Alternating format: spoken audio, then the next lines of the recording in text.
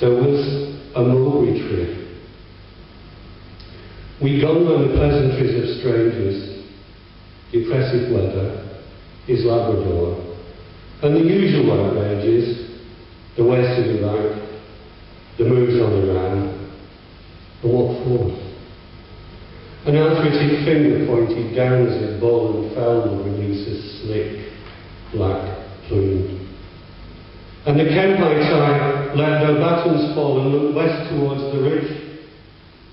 I watched a plane track north from Manchester, a mercury speck overscoring your afternoon. The birds left, and the guard dog stiffened. I saw it later. A sky like migraine, the bright edge on pagodas and people, the rush of dark leaves.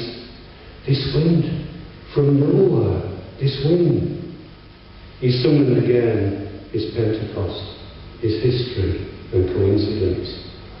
From the first whispers to the wail and the howl, slowly ragged bits of news broke. The sullen guard spoke. Firestorm! Firestorm!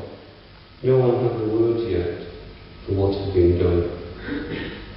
But he'd heard it, felt it on the skin. Then they starved him and beat him.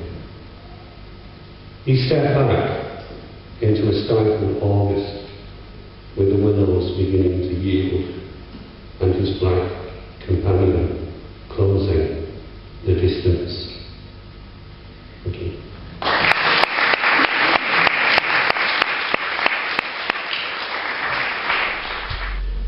Never so late from Whitbarrow.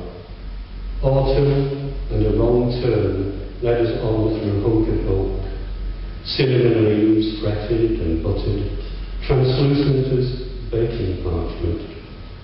And in that final flush before the sharpening stars, the earth infused with tints of meal and malted loaves, where fungal heads like proving dough, glazed bread or viscid biscuit discs broke through, lurid as confectionaries, with names as old as something lost.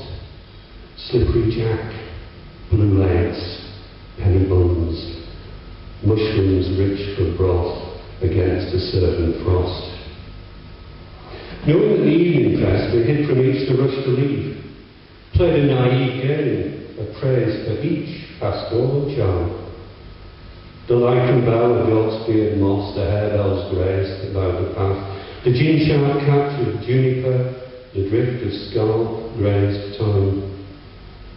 Took fairy steps at Belrake steep, then down to tawny shades and deeper woods we went, through slender birch, whose chalk-lined shadows marked the way. And when we lost the last of lamps and beady roads, and farmsteads bright, the epicentered owls began, echoed back to each, stations on our route of tangled yew, where tumbled rock and dry stone stiles caught and blocked the narrow miles. Ben's cottage signed by apple smoke, by meter stone and coppice ash, and in the end a felon's stick. His loose-laced boots still wet within the cupboard door.